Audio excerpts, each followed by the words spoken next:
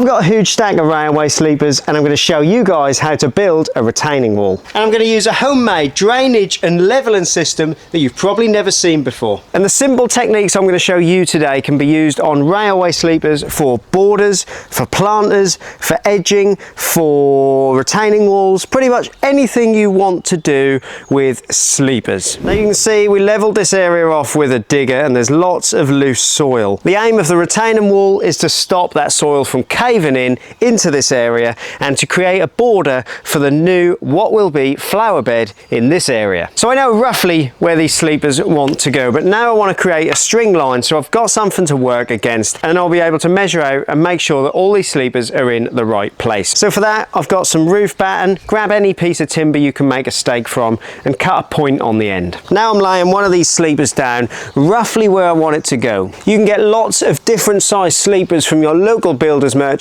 These ones are 100 by 200 mil sleepers and we're going to double stack them. Now grab a mallet or a hammer and one of your stakes, and at the back edge of your sleeper all you're going to do is you're going to hammer this into the ground. And then I'm going to pop a screw into the edge of it. Now just grab a simple string line. These are really cheap. Links to all the handy tools will be in the description below. I've got a loop on the end of that string line. I'm going to pop that over the screw and then I can run the string line to the next stake, and then I'll just pop that string line around that stake, keep it nice and tight. Now you can see I've got a string line along this edge that I can follow so that I know that I'm always going to be working to that line. I want the back of these sleepers to touch against that line. So hopefully you can see I've repeated that process on the outside of where I want these sleepers to go for the whole of this three-sided square retaining wall that I'm trying to build. But the important thing is that you can use these basic principles of working to a line and setting out a line for any of your sleeper projects like borders or retaining walls. It doesn't matter what you're building. Basic string line principles mean that you're always going to get perfectly straight walls.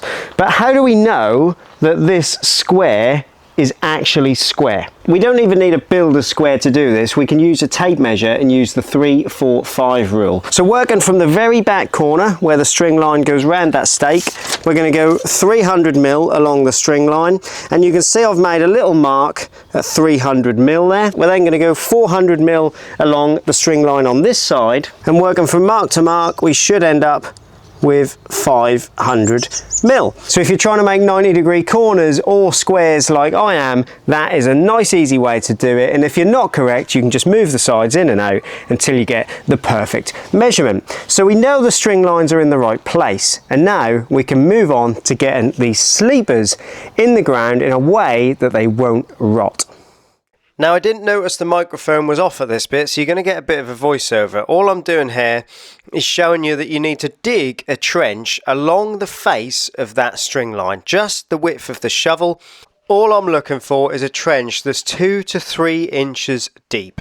Right, microphone's back on. I've got a 2 to 3 inch trench all the way along the string line, the width of my shovel. You just want to check that the ground is somewhat level. You don't want it a mile out, of course. It needs to be somewhat level, but it can be 2 or 3 inches out. It doesn't matter at this stage, and you'll see why when it comes to our fixing process, and I'll show you how we level them at that point because it's quite clever. So that takes away the need for you to be precise with your leveling at this point. Now you'll want some of this stuff. Type 1 MOT. You can buy this in bulk bags like this or at your local DIY store in smaller, more manageable bags. Now we're going to replace that soil that we removed with a layer of 2 or 3 inches of Type 1 MOT. Now we're going to compact that Type 1 down. Now you could use a compactor, but I appreciate that a lot of you probably won't have one.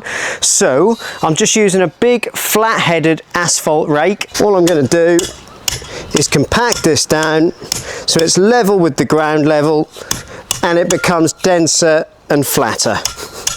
So we've got a nice dense strip of Type 1 MOT, and again at this point we're not worried about it being level, just somewhere close. So why use the Type 1? After all, we've just brought it up to the same level as the soil. Well, the key reason is drainage. So if we look at this, look how quickly the water disperses, soaks down through the microscopic little gaps in the Type 1. That puddle has gone already.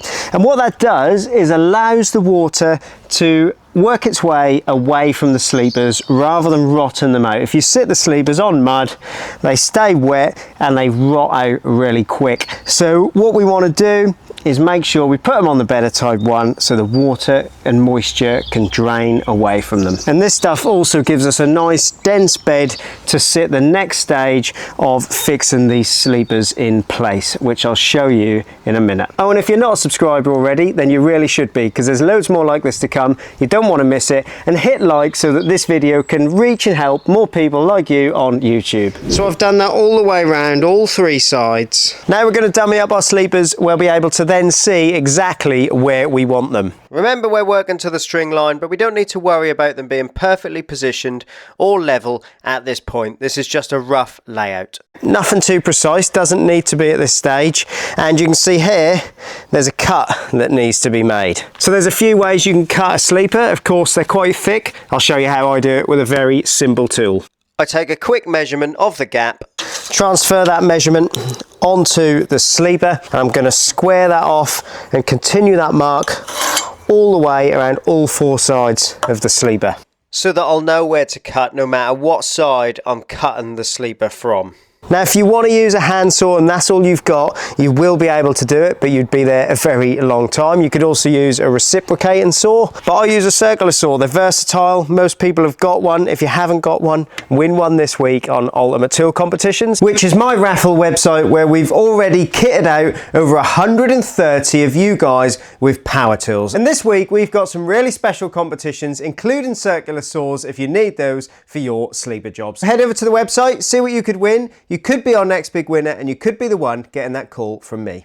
Now, our depth of cut is not going to be enough to pass through that sleeper in one go, and that's why I've marked it on all the sides so that I can make multiple passes.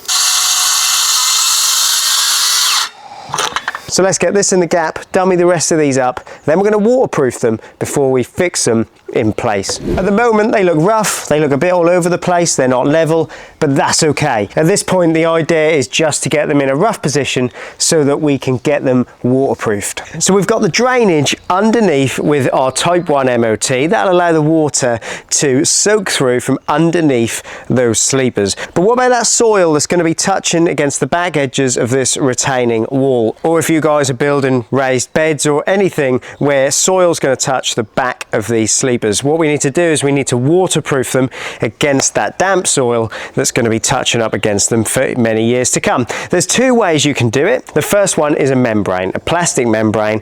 A lot of people staple it to the back, but there's an inherent problem with it. Water gets down the back of it, it traps the water and it sweats, and it keeps that moisture hard up against the timber, exactly what you didn't want. So the way I do it is I use this stuff. This is bitumen black paint. So we're going to pop a couple of coats of this on. It takes about 24 hours to dry between each coat. So pop 2 coats on in any places that these are going to touch against soil. And of course you don't want this on any edges that you can see that are visible. So be choosy about where you put it. I've just done this where the backfilled soil is going to come up to. Around a lot of this, I don't know where that's going to come up to yet. So I can do that step later. If you can do it later, sometimes best, because you know where the soil's going to come up to. So now we can move on to getting these sleepers fixed in place. Mix yourself up a 5-to-1 mortar mix. So that's 5 parts builder sand, 1 part cement. And inside that you want to put plasticizer as well. Plasticizer makes it workable. You can see it doesn't stick to the trowel, and the consistency you're looking for is much the same as the consistency for laying blocks. We don't want it too thin because of the weight that's going on top of it. It'll just splodge out everywhere. Now we're not just going to lay a bed of this down, we're going to create little piers for these to sit on, because that allows the water to drain away, but it gives us a really good stable base that's not going to move. It'll always be nice and stable, especially once all this is fixed together. So let me show you how I do this. Work this a little bit, it aerates it, makes it easier to work with. Get yourself a builder's trowel full. Remember, we're working to the line, so pop your blob just in front of the line there. I've done that all the way along the length of this sleeper. Now gently lower your sleeper in place up against the line. You don't want to let this go, because if you let it go, the force of it falling will just ruin what we're going to do next, because we need to create little pairs of mortar now that are going to level this thing up. So don't let it go, it'll squash it, it'll ruin it, and you'll have to reapply it. Now you'll want a level and a mallet, and we're going to level this sleeper. So we're going to pop the level in the middle there. Keep your eye on the bubble, and I'm going to use my mallet, and you can see that going down nicely. Of course, we want to position this, keep it against our string line as we work. So we'll bring that forward just a tad. Keep going down. We're getting level now. We need to come up a little bit on this end. Use the handle of the mallet and just tap either edge just to get that level across. That's perfect now. So the sleeper's perfectly level in both directions, and it lines up with my back sleeper there. Now, of course, if you're following on from an adjacent wall like I am there, you want to make sure that the joins are level on the sleepers. But before we move on to the next one, let me show you what we're going to do with this mortar, because we're not finished with it as it is, because it just looks rough if we leave it as it is. Now if you can get to the back, haunch that as well. It just helps to support the sleeper. Now I've got a little point and trowel, and I'm just haunching those little piles of mortar there for two reasons. The first reason is to create a stable base for the sleepers, and I'll put a little picture on the screen that will illustrate that really well. And secondly, if we haunch the concrete and create a little slope on it, the water can drain away, leaving us with nice little gaps underneath the sleepers for any remaining water to drain away as well. And that is why these won't rot out for many, many years. Once that mortar's gone off and it's nice and solid, you can remove the string line. Now I'm creating a very simple wall here, because this space is going to be used for a new shed. But depending on the shape you're creating, all you got to do now is be creative, put your next sleepers on the top, and then I'll show you how to fix them together. You can either stack your sleepers, or if you want them a little bit stronger, you can half bond them like that, where the joints are staggered. I've got 90mm Fisher Powerfast screws. I'm going to space 4 screws evenly along the length. Then I pop a pilot hole through first down at an angle, and I screw the 2 bits of timber together. Middle joins get done in exactly the same way. Once I've got them screwed together, I'll move on to the corner, how I butt the 2 timbers together and fix the corner. Make sure you got the adjoining sleepers nice and flush on all the sides, square to one another, and then we're going to use some of these. These are a hex head timber screw. Nice long timber screw. These ones will work perfect because they'll go 100mm through this sleeper and 100mm into this sleeper, and that'll make the corner absolutely solid. 16mm spade bit first, and I just countersink the heads. So I don't go in very far, and then I've got a hex head bit for my impact driver, and I just drive these home.